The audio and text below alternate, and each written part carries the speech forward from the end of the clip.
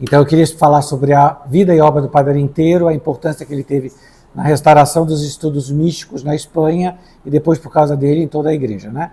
Então, primeiro um pouco da história do porquê que o Padre Inteiro é importante e de como ele chegou na teologia mística. O Padre Inteiro teve, na primeira fase da vida dele, ele era religioso dominicano, então, portanto, da Ordem dos Pregadores.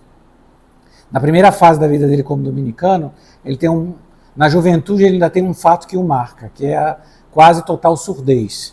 Ele perde praticamente toda a audição, então não tinha aparelhos auditivos como hoje. Ele usava até uma espécie, para a direção espiritual, uma espécie de cone que a pessoa tinha que falar na ponta. E ele tinha um grande desejo de estudar, e os dominicanos sempre tiveram um grande anseio pelo estudo, pela educação, e ele se dedica quase inteiramente às ciências naturais, ao estudo de biologia e uma série de museologia. Eles fazem um museu de história natural, e era o que ele desejava, né? Para ele estava. Até que num dia, pede que ele faça a confissão e a direção espiritual de um mosteiro de monjas dominicanas no interior da Espanha. Então ele conhece uma irmã bem jovem, irmã Pilar, e ao falar com ela, ele entende que ela recebeu graças de oração, e ele entende que ela não sabe absolutamente nada disso. E ele fala, eu vou ter que estudar, eu tenho que sentar. Então, com o mesmo afinco que ele estudou as ciências naturais, ele passa a estudar a teologia mística. Ele passa a ter uma série de encontros providenciais. Primeiro, tem uma família muito amiga dele, que a filha ainda muito jovem, sente desejo da vida religiosa, e entra na Sociedade Maria Reparadora, e se abre com ele, né? Ela morre muito jovem, e no final da vida dela, onde ele pôde estar com ela e poder ter confidências dela, e ele começa a perceber que tudo aquilo que ele está estudando é verdade na vida das pessoas. Então, por exemplo, ele tem uma parte que ele fala com a irmã Maria dos Apóstolos, que é o nome religioso dela, de várias passagens de textos de autores místicos, e ela consegue identificar quais são as graças místicas que ela viveu ou não. E ele passa a entender. Então aqui tem uma parte que ninguém fala, ninguém sabe disso. Né? Uma alma extremamente generosa que morreu em odor de santidade, e ele passa a entender que ele tem que não só estudar, mas fazer conhecida essa doutrina. Então a obra principal dele, a Evolução Mística, ele tem dois aspectos que ele une. O conceito de evolução para ele é de crescimento orgânico. A nossa vida interior é vista como uma coisa orgânica, mas ela não é vista separada do todo. Da mesma maneira que evolui misticamente a alma unida a Deus, ela cresce em santidade, também por cada alma dessa cresce todo o corpo místico de Cristo, que é a igreja. Então ele faz uma união entre teologia mística e eclesiologia. Ele entende que a santidade na igreja é a verdadeira força propulsora da igreja. Através dessa doutrina, do Espírito Santo vai formando na igreja santos, e através deles essa igreja vai crescendo em santidade. É como um jardim florido. E ele passa a publicar essas obras, e como ele entende que a grande ministério dele vai ser direção espiritual, e sobretudo por cartas, porque como ele era surdo, tornava muito difícil a direção espiritual falada, né? Porque a pessoa tinha que praticamente gritar para ele ouvir, né? Realmente ouvia muito mal. Tem até umas situações um pouco cômicas dele mesmo com isso, porque ele realmente não estava ouvindo as pessoas. E ele entende que com um grupo de leigos que os ajudavam, ele vai começar uma revista chamada La Vida Sobrenatural, que era uma revista com o intuito de pegar todos esses textos e estudos sobre teologia espiritual e colocar de maneira prática para o laicato, que fosse na mão de todo mundo, uma revista que pudesse chegar a todo mundo. E tem um grande impacto. Primeiro, porque no período que ele é enviado a Roma, junto aos dominicanos, o padre Garrigou Lagrange o encontra e percebe a santidade dele e abraça essa doutrina, que é a doutrina, o Padre Inteiro fala da verdadeira mística tradicional. O que isso quer dizer? Durante muito tempo, a partir do século XVI, XVII, houve uma espécie de preconceito com a mística. Sobretudo por causa da heresia quietista e também por outros motivos. A partir disso, passou-se uma espécie de divisão artificial da teologia espiritual. Se separava de tal maneira a teologia mística e a teologia ascética que parecia que haviam dois tipos de alma. Umas almas de elite, que recebiam graças extraordinárias, e as almas comuns. O que o Padre inteiro entende no estudo? Que a doutrina de São Tomás, dos Santos Padres e de todos os místicos, Santa Teresa e São João da Cruz, é de que há uma unicidade na vida espiritual. Toda a santidade tem sua origem na graça batismal. Sim, algumas almas receberam graças extraordinárias, mas não é nisso que consta a santidade. A santidade, que é uma vocação universal, foi dada no batismo e todos que correspondem a ela chegarão à santidade conforme a vontade de Deus. Ele entende que isso é o que ele chama doutrina tradicional mística da igreja, né? A verdadeira mística tradicional. Ele arranja várias confusões com isso, porque haviam vários... ele podia ser bastante forte nos artigos, né? Então havia uma grande cultura teológica de textos, artigos teológicos, revistas, uma séria discussão. Uma parte da vida dele foi essa. A outra parte, para ele, para mim, mais importante, com a fundação da revista, ele acaba tendo contato com muitas outras almas. Ele passa a pregar muitos retiros, ele era muito chamado, e ele passa a encontrar essas almas que realmente precisavam de uma direção espiritual. Então, primeiro, através da revista, e também vai ter muito grau na revista, ele encontra a Venerável Madre Madalena Jesus Sacramentado. A Madre Madalena foi monja passionista, e ela estava há pouco tempo na Espanha, ela era uma religiosa italiana, que tinha entrado no mosteiro de Lucca, na Itália. O mosteiro de Lucca é um mosteiro muito especial, muito particular, que ele foi pedido por Jesus a Santa Gema Galgani. Santa Gema nunca chegou a ser monja passionista, mas após a morte dela foi fundado o mosteiro como Jesus tinha pedido a ela. E a Madre Madalena foi das primeiras irmãs deste mosteiro. Então foi formada na mesma escola. Inclusive ela teve o mesmo diretor que Santa Gema, o venerável padre Germano de Santo Stanislau, que foi um homem muito culto e o grande diretor espiritual. Quando ela chega na Espanha, tem toda uma epopeia, elas vão para o México tem a perseguição religiosa, a perseguição, elas têm que voltar, elas conseguem fundar na Espanha, e ela encontra o Padre inteiro de uma certa maneira, como ela diz. As duas almas se viram. Foi realmente um encontro entre duas almas que queriam e ansiavam a Deus. Ela, que queria uma direção e uma confirmação na vocação particular dela. Qual era a vocação delas? Madre Madalena recebeu de Deus a vocação de ser apóstolo do amor, de rezar, conseguir interceder a Deus para que a igreja tenha santos e para que todas as almas compreendessem que todos são chamados à santidade na sua vida cotidiana. E ela encontra o Padre inteiro que tinha uma revista com esse mesmo intuito. O que ele faz? Ele entende que ela tem uma vocação, ela tem uma missão, que ela é uma mística, mas ela tem um dom para escrever. E o Padre inteiro tinha essa mania, todo mundo que ele encontrava para escrever, ele mandava escrever, cercado de textos assim. E ele começa a publicar artigos dela sob o pseudônimo de J. Pastor, porque ele sabia que se apontasse que era uma mulher contemplativa, iam achar que era uma outra teologia, uma teologia menor, né?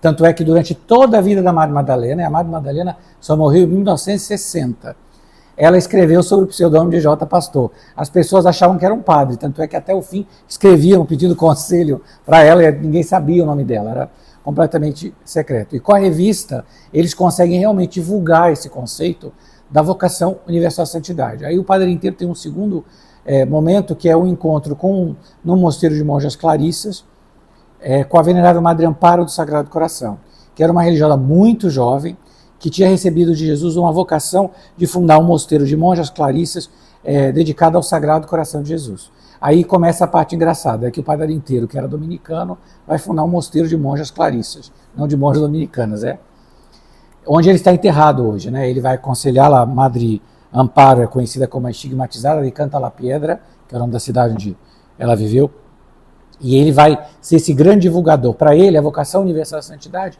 estava vinculada num ícone, que é o ícone do amor misericordioso. Ele via na devoção ao amor misericordioso, nesse vocábulo que é tão caro a Santa Teresinha do Menino Jesus, e através de uma monja da Visitação francesa, Maria Thérèse des Andes, que divulgava, que tinha essa relação com Jesus sobre isso. Jesus, amor misericordioso, as nossas misérias não impedem a nossa santidade, mas Ele quer que nós nos entreguemos a Ele totalmente e com Ele encontremos o nosso caminho de santidade. Então você vê, Deus foi juntando Ele a todas essas almas com o mesmo motivo. Então ele entende que na revista é sinal de que essa doutrina não está dedicada só a ficar em livros de alta teologia. Que a doutrina de Santa Teresa, que eu usei o livro dele, Teologia Mística de Santa Teresa, os graus de oração, ele passa a fazer folhetos, panfletos, livros, traduzir livros do francês, traduzir textos, mandar revista, ele entende que essas coisas têm que chegar em todo mundo, seja através de uma oração, de um texto, de um artigo, que todas as pessoas devem entender, primeiro, que nós todos somos chamados à santidade. Não é uma espiritualidade elitista, não é uns poucos que vão ser chamados à santidade. Segundo, que a verdadeira doutrina tradicional não impede que nós também, que não somos extraordinários, desejemos uma vida de contemplação. A vida contemplativa é também uma vocação universal. Não todo mundo vai ter dons extraordinários como Santa Teresa, mas todo mundo pode chegar a ser fiel e, com a ajuda da graça, se santificar no lugar onde Deus o colocou. E isso para ele eram como nortes, né? Houve uma grande querela, uma briga teológica sobre se era possível ter ou não ter contemplação adquirida. O Padre inteiro sempre disse que é impossível, porque a contemplação é e sempre iniciativa de Deus. E ele sempre entendeu que essa era a doutrina da Igreja. Hoje não é uma discussão. Primeiro porque depois do concílio houve a afirmativa clara da vocação universal à santidade. Outra, porque depois ficou cada vez mais claro com os estudos posteriores de que a unicidade da vida espiritual estava presente tanto em Santa Teresa como em São João da Cruz, como em todos os santos. Né? De uma certa maneira, sem dizerem, todas as pessoas admitiram que no fim o Padre inteiro estava certo. Que essa unidade da vida estava posta. E através do Padre Garrigou Lagrange, que realmente com as três idades da vida interior, que foi um dos livros mais importantes do século XX, porque ele de uma certa maneira dissipou o medo que os padres em geral tinham da vida interior, ou da vida mística maneira mais clara, e ele deu essa mesma divisão à doutrina mística, a doutrina da evolução mística, um caráter orgânico. Ele usa o mesmo, que é a característica do Padre inteiro, é usar todas essas, explicar de maneira orgânica, de maneira que as pessoas conseguissem entender. Porque qual é o grande perigo do século XIX para cá? É que nós vemos o mundo de maneira tecnicista, como se fosse uma máquina. Se você acertar essa broca e você colocar, tudo vai entrar nos lugares. É uma máquina de santidade. Ora, Deus não age assim. Nós podemos entender mais como Deus age olhando pelo mundo natural, para a criação de Deus. É assim que a gente entende a maneira que Deus age. Então a ideia da graça como semente, da vida interior, é a alegoria que faz Santa Teresa com o jardineiro. Eles vão usar tudo isso para explicar a maneira orgânica. O Padre Garrigou com as três idades, né? O homem, como vai crescendo em idade, também a vida interior vai crescendo. E o Padre inteiro tem uma outra grande missão, que é, ao descobrir essa vocação universal à santidade, ele vai descobrir a primazia do Espírito Santo. Isto é, o grande protagonista da nossa vida espiritual é o Espírito Santo, a terceira pessoa da Santíssima Trindade. É o que ele mais vai repetir e que ele mais vai tentar explicar. Então eu quero ler só um pedaço para entender o que ele entende, né? O que ele quer dizer. O que é mística? Ele começa tentando explicar o que é mística. Que palavra difícil é essa? Né? Engraçado que hoje, sobretudo, porque a gente usa mística para qualquer coisa. Né? A mística da política, o místico. Né? E aqui ele vai explicar o que é. Místico é o mesmo que recôndito. Vida mística é a misteriosa vida da graça de Jesus Cristo nas almas fiéis, que morrendo para si mesma, com ele vivem escondidas em Deus. Ou mais propriamente, é a íntima vida que experimentam as almas justas como animadas e possuídas pelo Espírito de Jesus Cristo, recebendo cada vez melhor e sentindo às vezes claramente seus divinos influxos, saborosos e dolorosos, e com eles crescendo e progredindo em união e conformidade com aquele que é sua cabeça, até ficarem nele transformadas. Aqui tem um resumo de tudo que ele pensa. Primeiro, é uma vida escondida em Deus. Não é uma coisa visível, não é uma coisa que chama atenção. Segundo, é uma vida íntima que experimenta as almas justas, isto é, as almas que estão na graça, como animadas e possuídas pelo Espírito de Jesus Cristo. A alma que vive na graça de Deus é animada e possuída pelo Espírito Santo. Quanto mais a alma se deixa animar pelo Espírito Santo, se deixa possuir pelo Espírito Santo, mais ele pode realizar essa transformação. Por isso que ele diz Espírito de Jesus Cristo. O Espírito Santo nos transforma, nos configura com Cristo, recebendo cada vez melhor e sentindo, às vezes, claramente seus divinos influxos. Isso são as graças de oração. É o influxo da ação do Espírito Santo na alma. Por isso que ele fala saborosos e dolorosos. O Espírito Santo pode nos dar graças que nos enchem de felicidade, e pode o mesmo Espírito nos dar graças que nos enchem de aflição. Parece uma coisa terrível para quê? Porque às vezes nós precisamos ser purificados. É preciso se unir à paixão de Cristo para ser purificados. Não existe realmente nenhum remédio que não seja amargo. E com eles, crescendo e progredindo, em união e conformidade com aquele que é sua cabeça, até ficarem nele transformados. A nossa união não existe fora da igreja. A nossa união acontece com o Espírito Santo e união com Cristo, nossa cabeça. Cristo é a nossa cabeça. Nós somos membros do seu corpo. Significa que essa união se dá ali, dentro da igreja. Por evolução mística, entendemos todo o processo de formação, desenvolvimento e expansão dessa vida prodigiosa até que se forme Cristo em nós e nos transformemos em sua divina imagem. Isso é a vida espiritual. É a obra do Espírito Santo que nos transforma em Cristo.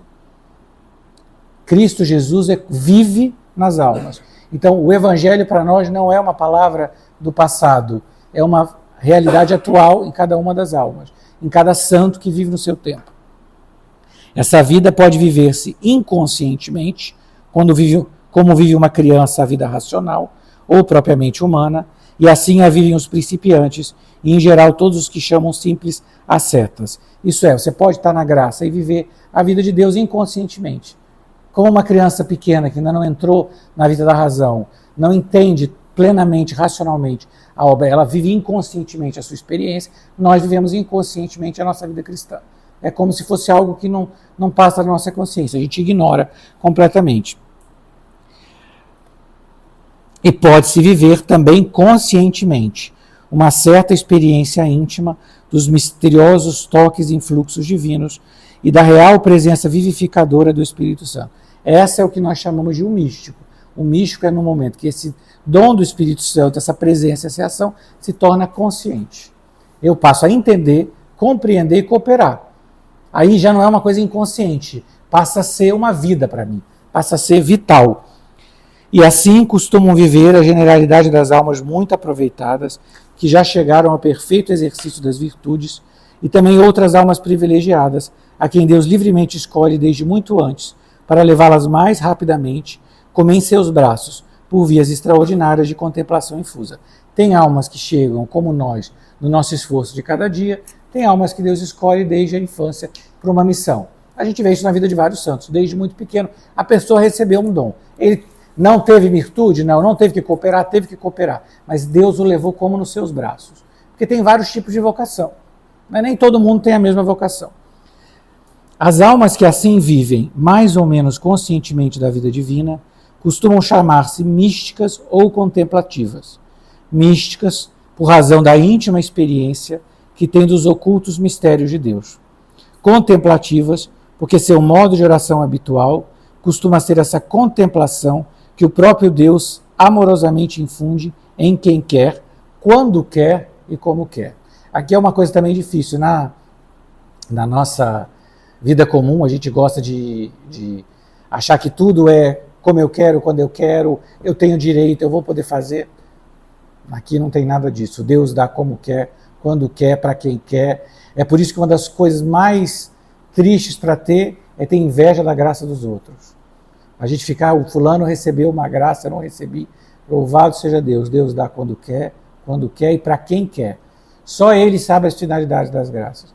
Nós não sabemos. Nem sequer nós sabemos se as graças, mesmo extraordinárias que uma alma recebe, é sinal de que ela corresponde a isso, né? Acho que é a própria Santa Teresa que diz, também aos fariseus Deus falou muito e não falou coisas boas, né? Então, às vezes, nós olhamos para o santo, não, mas ele teve tantas graças. Nós não sabemos, não há comparação entre uma alma e outra. Cada alma é um mundo, é um universo que Deus fez para si. Tudo nele, toda na nossa vida espiritual, deve ter essa visão orgânica. É Deus quem plantou essa árvore, é Deus que vai levar ao fim, Ele espera que eu colabore, Ele espera que eu seja fiel. Para quê? Para que eu tenha a felicidade que Ele me destinou. Porque quando a gente fala de santidade, a gente está falando nisso, em corresponder à plenitude da felicidade ao qual nós fomos destinados, já nessa vida e na outra. É exatamente isso que o santo faz. Ele pergunta o que Deus quer de mim, e ao corresponder à vontade de Deus, ele se deixa transformar. Às vezes, essa transformação é mais dolorosa, às vezes menos dolorosa. Depende do caminho que cada um tiver. Algumas pessoas, Santa Teresinha fala das almas pequenas. O que são as almas pequenas? Santa Teresinha do Menino Jesus ficava muito intimidada quando falava-se dessas grandes almas com dons extraordinários. E ela dizia, eu nunca vou conseguir ser assim. Não vou ser para mim, eu nunca vou conseguir. E ela entende que o único caminho dela subir o monte do amor é no completa entrega dela a Jesus. Quando ela fala, os braços de Jesus serão meu elevador. Né? O que isso quer dizer? Não é que é uma vida menos heróica, não é que é uma vida menos santa, não. É uma vida compreendendo de que se Deus me chamou, dispõe de todos os meios para que eu seja santa onde e como Ele me chamou. Se Ele não me deu muita saúde, me dará a oportunidade de me fazer santa com pouca saúde. Se Ele me deu uma doença, eu serei santo com uma doença. Se Ele me deu uma profissão, eu serei santo nesta profissão. Em cada um dos lugares eu posso encontrar o que Deus quer, mesmo das minhas limitações, sabendo de que o único caminho de santidade é uma resposta de amor ao Deus que se fez amor. No fundo, essa é um pouco também a missão do Padre Inteiro. No século XX, nós tivemos quase a preparar as grandes crises que o século XX teve, 2 guerras mundiais, revoluções, tudo, uma enxurrada de graças místicas na igreja. Os últimos anos têm sido quase contínuos de beatificações de santos do século XX. Muitos deles com dons místicos extraordinários. E faz-nos perguntar por quê. Eu acho que o Padre Inteiro tinha entendido muito bem isso. Entendido que em todas as situações de crise no mundo ou na igreja, Deus responde com essa resposta do Espírito Santo. Aí as pessoas diziam para ele, mas onde estão os santos que eu não vejo? Ele falava, quem anda pelos caminhos de virtude, mortificação, quem anda por esses caminhos vai encontrar santos. Né? Porque o santo não é aquilo que a gente vê, não é aquela pessoa, ai, que pessoa santinha. Às vezes os santos nem sequer parecem. Tem uma história que eu sempre acho engraçada, não, mas é real. Tem uma carmelita italiana que escreveu muitas biografias de santos, irmã Gesualda. Quando ela foi escrever a biografia de Santa Gema Galgani, ela se conta no começo do livro, ela ficou muito reticente. Por quê? Porque ela conheceu Santa Gema.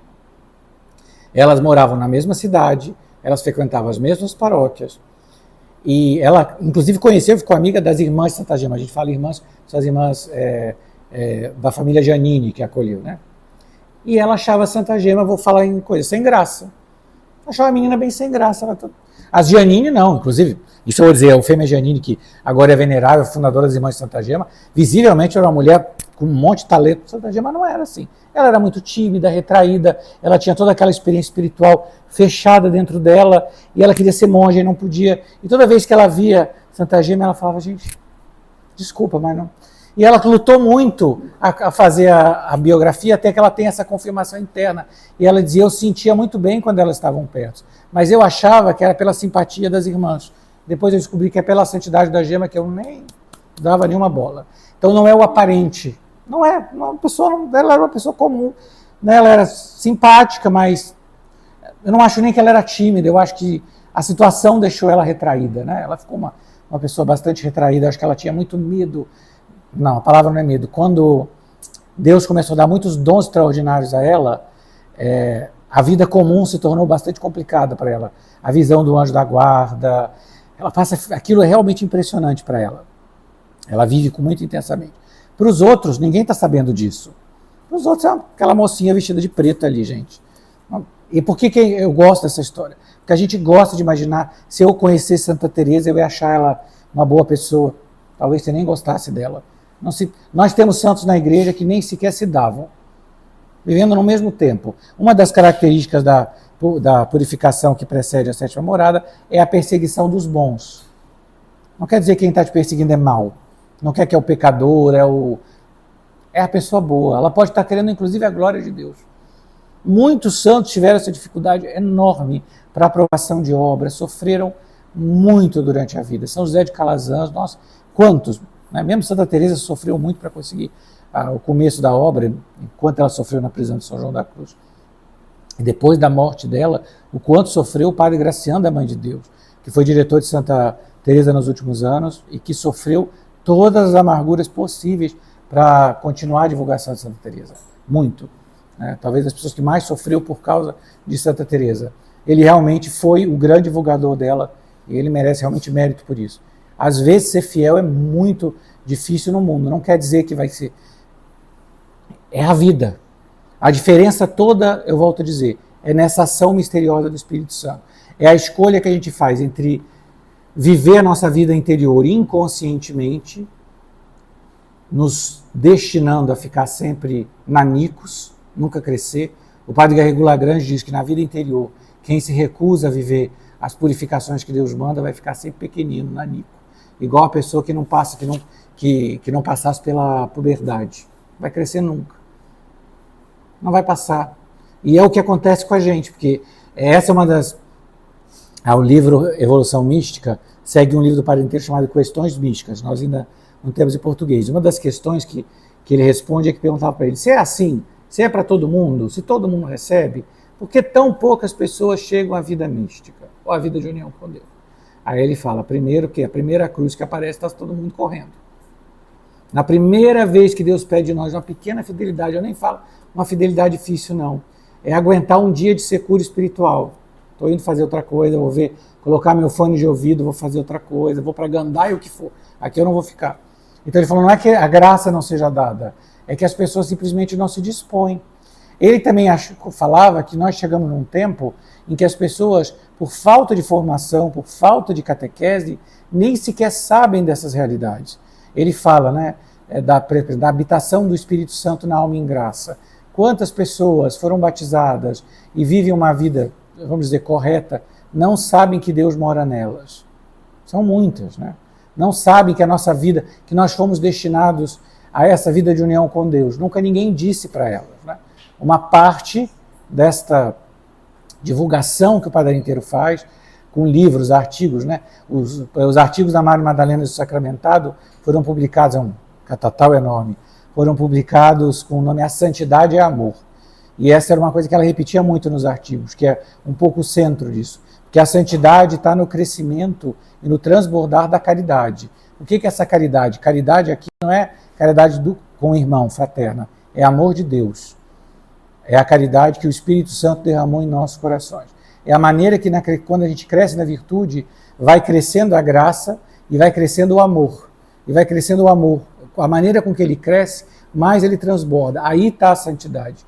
A união com Deus é feita num vínculo de amor. Por isso que a única expressão possível é matrimônio. Porque no mundo nosso, quando duas pessoas se amam, o máximo que eles se amam, um homem e uma mulher, essa relação tem que virar o quê? Tem que virar um casamento.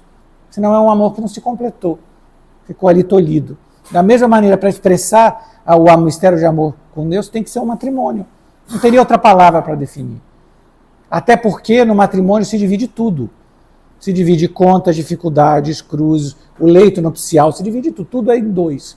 Né? E imaginar que Deus, nosso Senhor, quer tomar a parte da nossa vida, que dentro da nossa alma Ele vive, quer viver em mim, a ponto de que Ele quer ser tudo para mim, Ele quer dividir a minha vida. Ele quer dividir o meu trabalho. Né? É como que Ele dissesse para nós, você não me conta do seu dia, eu não sei nada de você. Não é que Ele não saiba, Ele sabe tudo. Ele quer ter alegria de te ver falar. Ele quer ter... Isso é oração. É um Deus que nos ama tanto que quer ter alegria de que nós digamos para Ele, Senhor, eu estou cansado, Senhor, eu estou com frio. Senhor, eu te amo. Porque no fim é isso a nossa finalidade. Né? A única resposta possível diante do amor de Deus é o amor. Não existe outra resposta. Não existe outro caminho. O caminho e a resposta da vida interior é o amor. O Padre Inteiro vai morrer com esse oferecimento ao amor misericordioso, que era a oração central da obra do amor misericordioso, que era um oferecimento ao Pai. Porque no fundo o amor se abaixou até nós em Cristo Jesus, se ofereceu a nós na cruz, se oferece por nós no altar. Quem nunca vê, se procurar na internet, vocês vão achar o ícone do amor misericordioso, que depois foi divulgado no mundo inteiro pela Beata Esperança de Jesus, que conheceu o Padre Inteiro. Ela mandou esculpir um lindíssimo crucifixo a pedido de Jesus. É Jesus crucificado, atrás é uma hóstia, no peito o coração está ardendo, escrito Caritas, e ele olha para o Pai, como quem dissesse, Pai, perdoa, eles não sabem o que fazem. Aos pés da cruz tem uma coroa. A realeza de Cristo se dispôs da coroa. Ele não está usando a coroa na cabeça. Na cabeça ele tem uma coroa de espinhos. Ele, que é rei do céu e da terra, escolheu como realeza a humilhação da cruz. E da Eucaristia ele continua a interceder por nós. Ele continua a olhar. Né? O sinal é belíssimo, o escultor conseguiu captar bem o olhar de Cristo que olha para o Pai. Pai. Né? Aí está toda a nossa vida. Aí está a Eucaristia, Aí está a nossa oração. É Deus que olha, é Cristo nosso Senhor que olha Pai. E o coração ardendo do amor do Espírito Santo. Para ele, isso era o ícone da vida interior. Era aquilo que ele desejava. Manifestava o que Deus quer. Deus quer almas que se entreguem a Ele. Ele desejava isso. E ele trabalhou até o fim, apesar de tudo. Imaginar a quantidade que esse homem escreveu, livros, cartas, dezenas de cartas, apesar da surdez, apesar do cansaço da velhice, quando ele consegue finalmente que a diocese aprove o mosteiro de Canta La Piedra, ele vai falar com a Madre Amparo, finalmente nós conseguimos o mosteiro que Jesus vai fundar, ele fala com ela, vamos rezar um terço de agradecimento. Ela diz, tá bom, padre, vamos rezar. Ele falou, eu estou muito emocionado, você conta as Ave Marias e eu vou respondendo. Ótimo, a Madre Amparo fala, o problema é que ele era surdo, então uma dezena, teve 11 Ave Marias, 12 Ave Marias, ela ficava do lado de lá da grade, fazendo padre, ele não ouvia por nada. Até ele ver que, quer dizer, a coisa mais comum da vida, é um homem completamente frágil, como eu, como você, mas tão apaixonado por Deus, que trabalhou, daí a causa de beatificação do Padre inteiro, e a gente espera que Deus nos conceda essa graça da sua beatificação, é isso, de todos aqueles filhos espirituais, um processo de beatificação que um monte de gente teve que depor, filhos espirituais, gente que conheceu com ele, pessoas que conviveram, tudo por carta. Cartas e cartas, todo o epistolário dele, por exemplo, com a Madre Madalena está publicado, com a Madre Amparo está publicado, porque a Madre Madalena mesmo fez como uma promessa, né, que continuaria a apoiar a revista A Vida Sobrenatural, que ainda existe, né? É uma revista teológica de vida espiritual, continua existindo, os dominicanos de Salamanca ainda tem.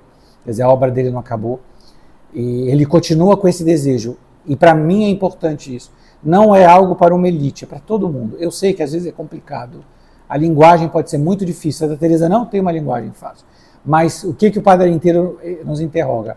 É que cabe a nós fazer disso uma linguagem simples. Porque o grande bem que a gente pode fazer ao mundo é quando cada pessoa tiver consciência disso, cada católico. Que aí ele vai corresponder e Deus vai poder santificar onde ele está. Porque não vai ter outro lugar para você. Se a gente espera um mundo perfeito, o local ideal, para a gente começar a ter espiritual, ele nunca vai acontecer.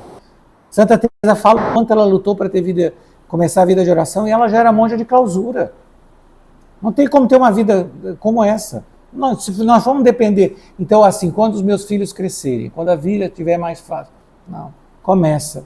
Pode não começar com muito, começa com pouco. Começa onde dá, começa no carro, começa onde for possível. Vai colocando, né? É como uma bolinha que a gente coloca no lugar e ela expande. Então, o momento que Jesus entra na nossa vida pode ser por um buraquinho só. Ele se expande de maneira tão grande que ele toma tudo. É assim que a gente faz. Eu sei que eu me repito muito, mas esse é um tema extremamente repetitivo. E acho que podia começar a ver as perguntas, né? Porque senão...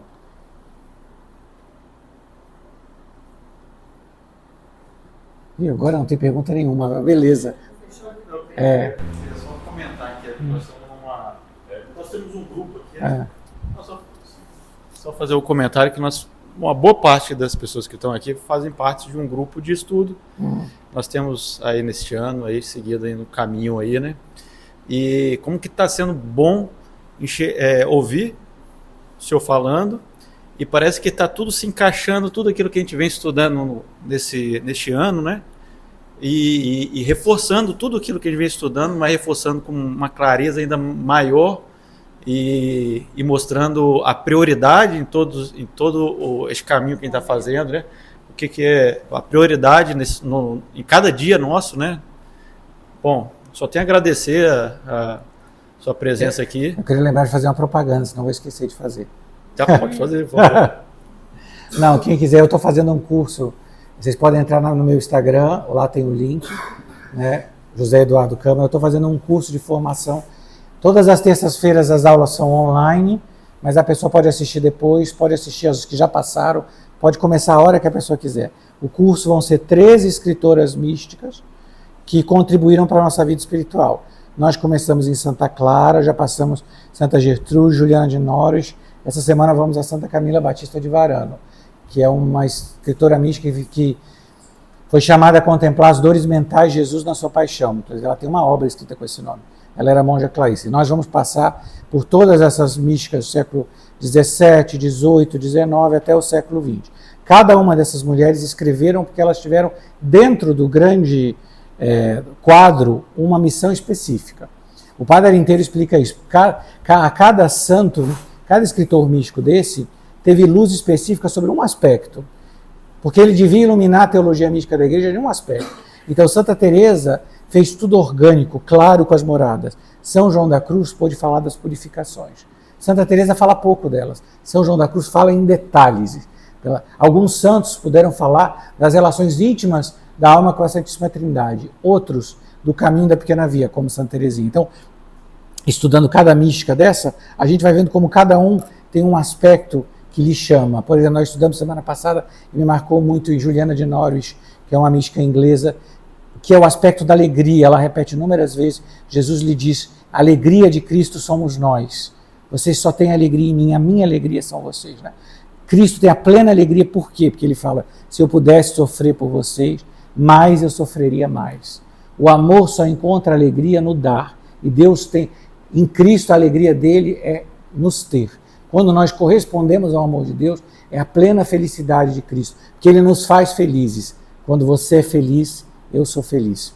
Cada uma dessas almas na história da igreja é como um pedacinho nesse grande quebra-cabeça, que está só na metade, porque a igreja ainda tem aí. Nós temos muitos místicos do século XX que nós agora estamos começando a entender. Por quê? Porque agora que está publicando, fazendo texto, estudando, faculdade, tem que esse monte de coisa, que nós sabemos uma coisinha ou outra aí. Tem que estudar, tem que aprofundar em muitos aspectos. No século XX, por exemplo, nós tivemos muitos místicos que aprofundaram o aspecto do sacerdócio de Cristo e do nosso sacerdócio batismal, da vocação do laicato. Muitos místicos tiveram esse chamado. Nós temos, por exemplo, o caso do Monsenhor Escrivá, é um caso entre muitos, São José Maria Escrivá, com muitos santos que tiveram esse chamado da vida laical, ao surgimento de novas formas de vida consagrada. Vamos dar um exemplo que eu gosto, que vai ter uma aula sobre ela, a Beata Conchita Cabreira de Armida, que eu falei aqui várias vezes, que é uma esposa, mãe de família mexicana, fundadora das Obras da Cruz, que é uma obra no México que tem vários ramos, né? Tem contemplativas, tem sacerdotes, tem leigos. A Beata Conchita, que tem todo um carisma de revelar ao mundo a cruz íntima do coração de Jesus. E como todos nós, com as nossas cruzes, podemos nos unir ao coração de Jesus. E grandíssimo, nós só temos um pequenininho passo do que ela fez. Ela escreveu muito, muito mesmo. Talvez mais até que Santo Tomás, muito. Dezenas da vida dela. E que é uma coisa única para a igreja, uma mãe de família. Ela está escrevendo enquanto cuidava dos filhos, o marido estava e não tinha dinheiro e todo. Ainda para mim mais interessante, porque ela vai cercando tudo aquilo com uma coisa completamente comum, porque no caso dela, né, era quando o filho morre, eu achei isso, o marido dizendo para ela onde a gente vai arranjar dinheiro para enterrar a criança. Ele estava tão mal financeiramente, porque a economia do mundo vai fazendo assim. Isso é uma contribuição que cada uma delas faz a nós. Nós aprendemos muito com os santos por isso. Desses livros que vocês saíram, que foram sorteados. São Rafael Arnaz, Barão. Jovem, arquiteto, ele fala feliz, eu nunca fui tão feliz como na juventude. Ele era tão bem, São Rafael Arnaz, que ele conta, antes de entrar para a Trapa, para o mosteiro, ele tinha um carro. Vocês imaginam o que você tinha que ter para ter um carro nos anos 30? Ele fala que o que ele mais gostava era entrar no carro e acelerar o que ele pudesse. A vida dele... E ele não era assim que ele era um grande pecador, não. Foi criado numa família católica. No momento ele fala que ele vai a primeira vez visitar o mosteiro, e ele vê o porteiro do mosteiro, e ele escreve para o meu cara, eu descobri que eu não sei rezar. Aquele monge me descobriu que eu não sei rezar, nunca não sei rezar. E a vida dele muda tanto que ele vai ficar, minha vocação vai ser entrar nesse mosteiro, mesmo com doente. O São Rafael teve um tipo de diabetes muitíssimo raro, e era muito difícil tratar. Na primeira vez que ele passa mal no mosteiro, e a única maneira com a qual ele não morre, é que o enfermeiro do mosteiro disse para o abade, a família dele tem condição, vamos mandar, já tinha insulina, eles conseguem insulina, ele quase fica cego inteiramente. E ele vai lutar até o fim para morar num mosteiro no qual ele praticamente não podia fazer nada, porque a doença ia progredindo, e ele só queria viver ali. Porque ele fala, as pessoas dizem para mim que o centro da minha vida é o mosteiro, elas não sabem nada. O centro da minha vida é Jesus. Se Jesus não me quisesse aqui eu não estava. A ciência tão grande num homem tão jovem, que abraça tão grande a fragilidade, ele não era uma pessoa em si melancólica, ao contrário, a gente vê na juventude dele, ele era um homem muito animado, mas que deve se despojar de tudo. Tanto é que o autor preferido dele era São João da Cruz. Cada um desses santos que a gente vai descobrindo agora, que mesmo ele morreu um pobre jovem monge trapista, a Espanha numa guerra civil, que ninguém está muito pensando nisso, né? Se não fosse a insistência da mãe dele, que publicou os escritos póstumos, né? Nós nem sequer, talvez, teríamos. Ele teve um irmão, só para uma anedota, um pouco, nesse diário, o último diário que tem aí, uma das últimas pessoas que visita ele é um irmão dele. O irmão dele também era engenheiro, tinha estudado, acho que na Bélgica. E ele pergunta, você está assim, por que você está aqui, por que você não vai para outro lugar, né? Você está triste. Ele fala, por que você não vai para Cartucha? Os monges cartuchos são os mais silenciosos, contemplativos que há. E aí ele fala para ele assim, eu não tenho vocação cartucha, eu preciso ver faces, eu preciso de gente. Você, sim. Aí o irmão fala, imagina eu, né? Passaram uns anos, o irmão morreu, um dia o irmão passando de carro, na frente do mosteiro, ele para, deixa tudo e entra na cartucha. Não só ele foi cartucha a vida inteira, que no fim da vida dele ele pediu uma dispensa para morar num mosteiro de outra ordem, que ele queria morar no mesmo mosteiro que o irmão dele tinha morrido. Você vê como a coisa, como é, eu fico pensando, claro, porque o São Rafael, naquele momento já tão purificado, a gente vê no diário, a alma dele já estava pronta para o céu, né? Nem todo mundo está. Ele olhou para o irmão e viu quem o irmão era, não quem o irmão achava que era. Porque a gente acha, a gente estava muito feliz, teve uma série de coisas, e não deixou de ser engenheiro, trabalhou muito tempo na ordem. Mas quem pode imaginar que um homem no auge, jovem, vai ser cartucho? Gente, os cartuchos mal falam durante o dia, acho que eles não falam nem uma vez por dia, na regra. Uma vocação totalmente ao silêncio. É uma das vocações mais raras, que tem que ser discernidas na igreja, porque não é todo mundo que suporta esse silêncio, o ritmo de jejuns, de oração. Nós temos uma cartucha no Brasil, no Rio Grande do Sul. É porque quando você está purificado por Deus, você olha a pessoa pelo que ela é. A gente não tem essa habilidade. Essa é que você perguntou da caridade fraterna. Quando a gente está unido a Deus e Deus vai fazendo em nós, essa caridade passa a ser espontânea, porque a gente passa a ver como Deus vê. E Deus vê as coisas muito diferentes da gente. A gente vê o externo, a gente vê os nossos gostos, a gente tem nossas limitações. Quando ali, no caso de São Rafael, ele realmente, uma fase, não vou dizer dolorosa, porque ele sabe que está fraco. E, primeiro, uma coisa admirável, ele sabe que vai morrer na trapa. Eu acho que ele saiu 4 vezes. E todas as vezes ele sabia que ia voltar. Ele não poderia morrer em nenhum outro lugar. Ele devia morrer ali. Aí isso já é para mim uma grande graça. Porque ainda ele lutou para fazer o que era a vontade de Deus. Mesmo que isso tenha lhe custado estar ali naquele momento. Ele mesmo fala, eu morro quase sem monge. Ele não podia professar, porque ele tinha, pela enfermidade, só aceitavam como oblato. E ele faz tudo centrar nesse amor. O meu único, tudo se resume a isso, é um voto de amor a Deus. Eu e a cruz. Esse foi um dos livros, eu traduzi 2 livros dele, esse Deus de Minha Alma e Escritos Espirituais. E a diferença entre um e outro é abismal. Primeiro que no começo, ele foi uma pessoa culta. Ele teve uma formação clássica, literária, tudo, como era comum nas boas famílias espanholas, nas famílias nobres espanholas, que é o caso dele, né? E teve a formação universitária, né? Ele vai no mosteiro universitário. Então, no começo, ele ainda tem todo um desejo literário, ele escreve de maneira literária. Quando vai chegando à morte, é como se tudo fosse se despojando, ele vai repetindo, é só eu e a cruz, estou pronto, né? A última inscrição do diário é de tal maneira despojado que você termina, quando termina a tradução, você chega a sentir aquele peso, aquela pessoa está pronta. O santo morre quando está pronto. Quando chegou aquele momento, agora é hora. A gente vê isso na vida. Não é artificial. Quando a alma se entrega toda a Deus, a hora que chega o momento dela, ele foi. Né? E você vê como Deus age. Era para ser mais um monge entre muitos. Num período terrível, boa parte do mosteiro tinha saído por causa da guerra civil, né? Serviço militar obrigatório, não tem como sair. Era para ter sido esquecido. E hoje ele faz... Quem quer ter um amigo para a vida eterna é São Rafael. Ele realmente tem uma tremenda habilidade de tocar as almas da pessoa. Talvez por ele ser tão recente, ter morrido nos anos 30, seja pela simplicidade, ele repete muitas vezes isso, né, da simplicidade. Eu descobri que tem que ser simples. Eu descobri que eu tenho que tirar, eu tenho coisa demais. Né? Ele carrega um pouco desse peso do nosso mundo, né, de um mundo que já tinha carregado ideologia, tem tudo isso aí. Né, porque ele viveu tudo. Né? Ele mesmo vive durante a Revolução das Astúrias, prendem eles, porque os comunistas a Revolução Civil Espanhola foi das mais violentas possíveis, né? Morrendo monjas, né? Tem um momento que ele escreve no diário lá, eles não sabem nem que a guerra começou. Você vê que a vida monástica é tão assim, ele vai saber depois. Esse despojar, o que isso prova? É de que isso tudo que nós falamos aqui não é a Terra-média, não é um conto de fadas, não é ficção científica. É uma realidade da ação do Espírito Santo na alma, que para cada um vai ter uma cara.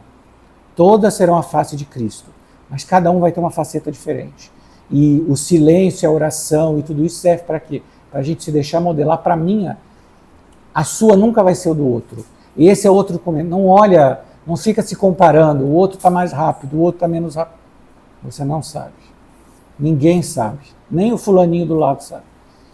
Abandona-te a Deus, abandona-te ao amor misericordioso, esse seu Santo Santa Teresinha do Menino Jesus, e ele fará a obra. Falei muito, né? Professor, perdão se a pergunta é ignorante, a questão, não sei se conceitual, classificatória, mas assim, quando você falou do conceito da vida mística, me pareceu que todos os santos se enquadram nela. Todo santo é um santo místico? Essa era a teoria do Padre inteira, é por isso que ele ficou falando. Ah, tá, isso não mesmo. Existe uma santidade não mística. Ele queria que dissessem para ele, onde é que está esse santo não místico? Porque não é comum as pessoas citarem todos os santos falando de santo místico, igual você fala o tempo inteiro, a Santa Missa, mas todos os santos, segundo o Padre dele, então eram místicos mesmo. Porque todos eles tiveram o desenvolvimento orgânico da graça. Isso, então, alguns tiveram dons extraordinários isso, ou não. Então é isso mesmo. Né? É isso alguns tiveram dons extraordinários, contemplativos, outros não tiveram nada. Ou outros tiveram muito ocultos. Santa Teresinha do Menino Jesus teve uma vida completamente comum.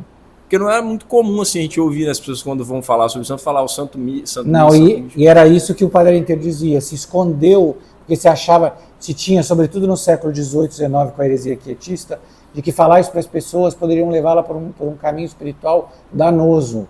E toda a restauração dos estudos místicos era dizer, não é isso. Existem erros, as pessoas podem caminhar em erros em todos os caminhos. Todo mundo pode interpretar mal. A nossa obrigação é explicar o certo. E ela vai fazer. Então, por isso que ficava assim, parecia que Santa Teresa foi mística e, sei lá, São José não foi, né? E aproveitar também no final aqui para agradecer também a presença do senhor, que se disponibilizou a estar aqui com a gente. De maneira gratuita, abraçou essa causa com a gente, também aos sócios da escola, né, Catena, Áurea, que disponibilizaram o espaço para a gente também de forma gratuita, e espero que seja só um primeiro degrau aí, que a gente cresça junto, né, consiga fazer mais eventos assim, se o mestre Ricardo, né, continuar tocando o grupo aí, e enfim, é o meu agradecimento, né, não sei se alguém mais quer perguntar, falar. E vamos divulgar o Instagram do professor, gente. Pelo que eu fiquei sabendo também, você não está divulgando mais também, né? Acho que está dedicado aos estudos, é isso? Não, tem que divulgar. Eu tenho que aprender a divulgar. Eu não sou um bom divulgador. Então, vamos divulgar os cursos, né? Se inscrever também, né, gente?